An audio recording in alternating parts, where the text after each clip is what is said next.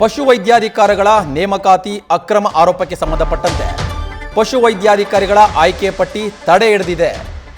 KPSC ಲೋಕಸೇವಾ ಆಯೋಗದಿಂದ ಮಹತ್ವದ ನಿರ್ಣಯ ಹೊರಬಿದ್ದಿದೆ. ಜುಲೈ 17ನೇ ತಾರೀಕು ಹೊರಡಿಸಲಾಗಿದ್ದ ಅಂತಿಮ ಆಯ್ಕೆ ಪಟ್ಟಿಯನ್ನು ತಕ್ಷಣದಿಂದ ಜಾರಿಗೆ ಬರುವಂತೆ ತಡೆ ಹಿಡಿಯಲಾಗಿದೆ. ವಿಶೇಷ ಆಂತರಿಕ ವಿಚಾರಣಾ ಉಪಸಮಿತಿ ರಚನೆಯಾಗಿದೆ. ಆಯೋಗದ ಹಿರಿಯ ಸದಸ್ಯರ ಅಧ್ಯಕ್ಷತೆಯಲ್ಲಿ ಸಮಿತಿ ರಚನೆಯಾಗಿದೆ. ವಾರದೊಳಗೆ ವರದಿಯನ್ನು ಸಲ್ಲಿಸುವಂತೆ ಸೂಚನೆ ಕೊಡಲಾಗಿದೆ. ನೇಮಕಾತಿ ಪ್ರಕ್ರಿಯೆಯಲ್ಲಿ ಸಂಪೂರ್ಣವಾಗಿ ಪಾರದರ್ಶಕತೆಯನ್ನು ಕಾಯ್ದುಕೊಳ್ಳಲು ಕ್ರಮ ವಹಿಸಬೇಕು. ಜೊತೆಗೆ ವರದಿಯನ್ನು ಕೊಡಬೇಕು ಅಂತೇಳಿ ಸೂಚನೆ ಕೊಡಲಾಗಿದೆ. ಆಂತರಿಕ ತನಿಖಾ ವರದಿ ಬಂದ ಬಳಿಕ ಮುಂದಿನ ಕಾನೂನಿನ ಕ್ರಮ ಆಗುತ್ತೆ.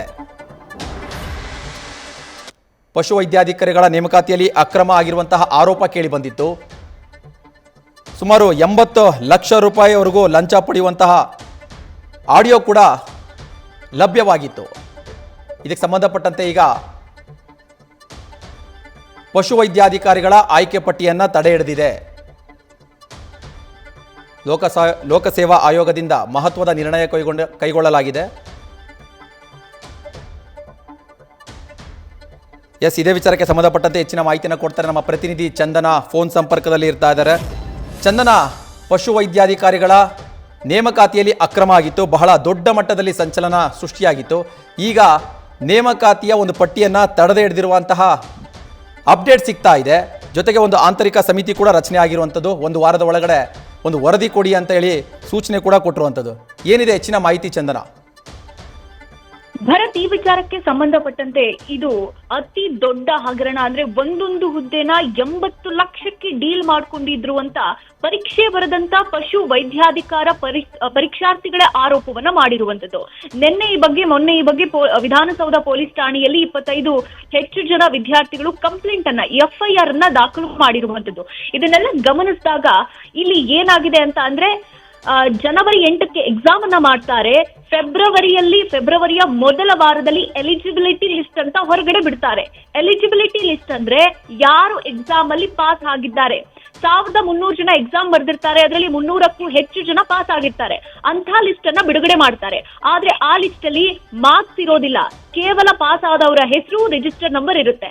ಆದ್ರೆ ಕೆಲ್ಸಕ್ಕೆ ಅರ್ಹತೆ ಇರೋರಿಗೆ ಇನ್ನೊಂದಿಷ್ಟು ಅಂಕ ವ್ಯತ್ಯಾಸ ಇರುತ್ತೆ ಅಂತವರಿಗೆ ಡೈರೆಕ್ಟ್ ಆಗಿ ಬ್ರೋಕರ್ಗಳು ಕಾಲ್ ಮಾಡಿರುವಂತದ್ದು. ಬ್ರೋಕರ್ಗಳಿಗೆ ಹೇಗೆ ನಂಬರ್ ಹೋಯ್ತು ಅಂತ ವಿದ್ಯಾರ್ಥಿಗಳು ಪ್ರಶ್ನೆಯನ್ನ ಮಾಡ್ತಾ ಇರುವಂತದ್ದು. ಮತ್ತೊಂದ್ ಕಡೆ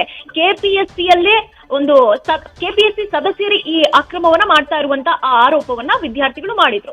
ಹೀಗಾಗಿ ಜುಲೈ 17ನೇ ತಾರೀಕು ಏನು ಫೈನಲ್ ಲಿಸ್ಟ್ ಬಿಡುಗಡೆ ಆಯ್ತು, ಅದು ಪಾರದರ್ಶಕವಾಗಿಲ್ಲ, ಅದರಲ್ಲಿ ಅಕ್ರಮ ಆಗಿದೆ, 60% ಅಕ್ರಮ ಆಗಿದೆ ಅನ್ನುವಂತ ಆರೋಪವನ್ನ ಮಾಡಿದ್ರು. ಮತ್ತೊಂದ್ ಕಡೆ ಈ ಒಂದು ವಿಚಾರಕ್ಕೆ ಸಂಬಂಧಪಟ್ಟಂತೆ ಈಗ ಸಮಿತಿ ರಚನೆ ಆಗಿದೆ. ಆ ಒಂದು ಫೈನಲ್ ರಿಸಲ್ಟ್ ಲಿಸ್ಟ್ ಏನಿತ್ತು ಅದನ್ನ ತಡೆ ಹಿಡಿಯಲಾಗಿದೆ. ಇದನ್ನ ಮತ್ತೆ ನಾವು ಮರು ತನಿಖೆ ಮಾಡಿ ಮತ್ತೆ ಬಿಡುಗಡೆ ಮಾಡ್ತೀವಿ ಅಂತ.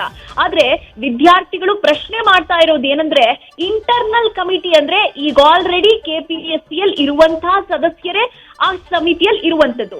ಇದೆಷ್ಟು ಪಾರದರ್ಶಕತೆ ಕಾಯ್ದುಕೊಳ್ಳುತ್ತೆ ಅನ್ನುವಂತ ಅನುಮಾನ, ಆತಂಕ ವಿದ್ಯಾರ್ಥಿಗಳಲ್ಲಿ ಈಗಲೂ ಕೂಡ ಇದೆ.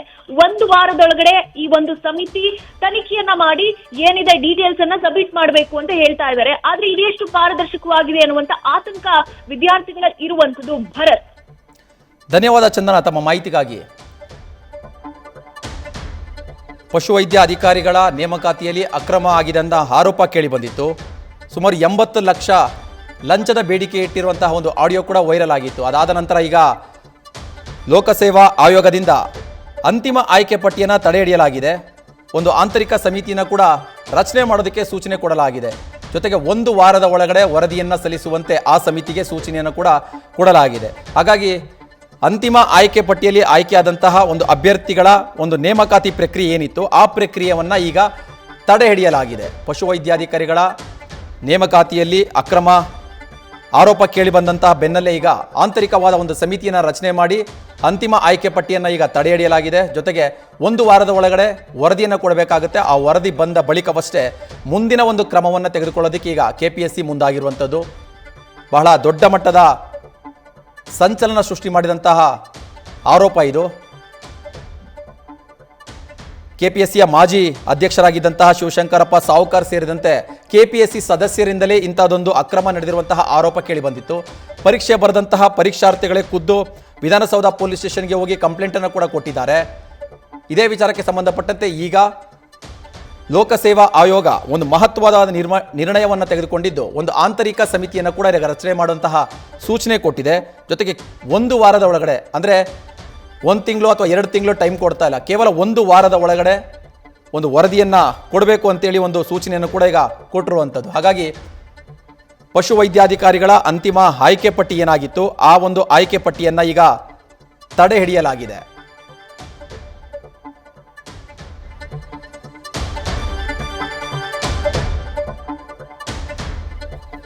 ಪಶುವೈದ್ಯಾಧಿಕಾರಿಗಳ ನೇಮಕಾತಿಯಲ್ಲಿ ಅಕ್ರಮ ನಡೆದಿರುವಂತಹ ಆರೋಪ ಕೇಳಿ ಬಂದಂತಹ ಬೆನ್ನಲ್ಲೇ ಈಗ ಲೋಕಸೇವಾ ಆಯೋಗ ಮಹತ್ವದ ನಿರ್ಣಯವನ್ನು ತೆಗೆದುಕೊಂಡಿದೆ. ಆಂತರಿಕ ಸಮಿತಿಯನ್ನು ರಚನೆ ಮಾಡೋದಕ್ಕೆ ಸೂಚನೆ ಕೊಟ್ಟಿದ್ದು, ಇದ್ರ ಬಗ್ಗೆ ಪಾರದರ್ಶಕವಾಗಿ ತನಿಖೆ ಆಗಬೇಕು. ತನಿಖೆಯಾಗಿ ಪರೀಕ್ಷಾರ್ಥಿಗಳಿಗೆ, ಅಂದರೆ ಅನ್ಯಾಯಕ್ಕೆ ಒಳಗಾಗ್ತಾ ಇರುವಂತಹ ಪರೀಕ್ಷಾರ್ಥಿಗಳಿಗೆ, ಅರ್ಹವಾಗಿರುವಂತಹ ಪರೀಕ್ಷಾರ್ಥಿಗಳಿಗೆ ನ್ಯಾಯ ಸಿಗಬೇಕು ಅನ್ನೋ ನಿಟ್ಟಿನಲ್ಲಿ ಈಗ ಲೋಕಸೇವಾ ಆಯೋಗ ಒಂದು ಮಹತ್ವದ ನಿರ್ಣಯ ತೆಗೆದುಕೊಂಡಿರುವಂಥದ್ದು.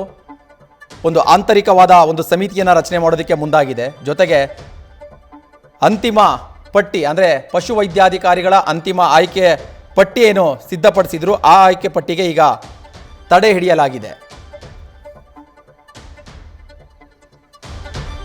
ಸಾಕಷ್ಟು ಆಕ್ರೋಶ, ಸಾಕಷ್ಟು ಅಸಮಾಧಾನ, ಸಾಕಷ್ಟು ಪ್ರಶ್ನೆಗಳೆದ್ದಿದ್ವು.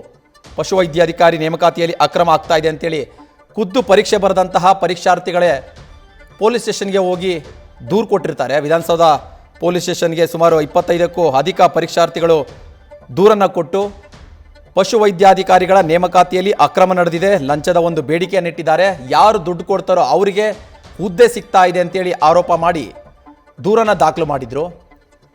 ಇದ್ರ ಬೆನ್ನಲ್ಲೇ ಈಗ ಲೋಕಸೇವಾ ಆಯೋಗ ಅಲರ್ಟ್ ಆಗಿದ್ದು ಒಂದು ಮಹತ್ವದ ನಿರ್ಣಯವನ್ನು ತೆಗೆದುಕೊಂಡಿದೆ. ಒಂದು ಆಂತರಿಕ ಸಮಿತಿ, ಅಂದರೆ ಕೆಪಿಎಸ್ಸಿಯ ಆಂತರಿಕ ಸಮಿತಿ ರಚನೆ ಮಾಡಿ ಆ ಸಮಿತಿಯ ನೇತೃತ್ವದಲ್ಲಿ ಈಗ ಒಂದು ತನಿಖೆ, ಒಂದು ಸಮರ್ಪಕವಾದ ಒಂದು ವರದಿಯನ್ನು ಏನಾಗ್ತಾ ಇದೆ, ಯಾವ ರೀತಿಯಾಗಿ ಅಕ್ರಮ ಆಗಿದೆಯಾ, ನಿಜಕ್ಕೂ ಅಕ್ರಮ ಆಗಿದೆಯಾ, ಅಕ್ರಮದಲ್ಲಿ ಯಾರೆಲ್ಲ ಭಾಗಿಯಾಗಿದ್ರು ಅನ್ನೋದಕ್ಕೆ ಸಂಬಂಧಪಟ್ಟಂತೆ ಒಂದು ವರದಿಯನ್ನು ಈಗ ಸಿದ್ಧಪಡಿಸಬೇಕಾಗಿದೆ. ಅದಕ್ಕೆ ಒಂದು ಸಮಿತಿಯನ್ನು ರಚನೆ ಮಾಡಿದ್ದಾರೆ. ಈ ಸಮಿತಿಗೆ 1 ವಾರಗಳ ಕಾಲಾವಕಾಶ ಕೂಡ ಈಗ ಕೊಟ್ಟಿರುವಂಥದ್ದು. 1 ವಾರದ ಒಳಗಡೆ ಒಂದು ಸಮರ್ಪಕವಾದ ತನಿಖೆಯನ್ನು ನಡೆಸಿ ಅದರ ಒಂದು ವರದಿಯನ್ನು ಸಲ್ಲಿಸುವಂತೆ ಲೋಕಸೇವಾ ಆಯೋಗ ಈಗ ಮಹತ್ವದ ಸೂಚನೆಯನ್ನು ಕೊಟ್ಟಿರುವಂಥದ್ದು. ಕೆಪಿಎಸ್ಸಿಯ ಮಾಜಿ ಅಧ್ಯಕ್ಷರಾಗಿರುವಂತಹ ಶಿವಶಂಕರಪ್ಪ ಸಾವುಕಾರ್ ಸೇರಿದಂತೆ ಕೆಪಿಎಸ್ಸಿಯ ಸದಸ್ಯರ ಮೇಲೆ ಈ ಆರೋಪ ಬಂದಿರುವಂಥದ್ದು. ಈ ಪ್ರಕರಣದಲ್ಲೂ ಕೂಡ ಕೆಪಿಎಸ್ಸಿಯ ಮಾಜಿ ಅಧ್ಯಕ್ಷ ಶಿವಶಂಕರಪ್ಪ ಸಾವುಕಾರ್ ಮೊದಲ ಆರೋಪಿಯಾಗಿದ್ದಾರೆ. ನ್ಯೂಸ್ ಫಸ್ಟ್ ನಿರ್ಭೀತಿಯಿಂದ ನಿಮ್ಮ ಪರವಾಗಿ.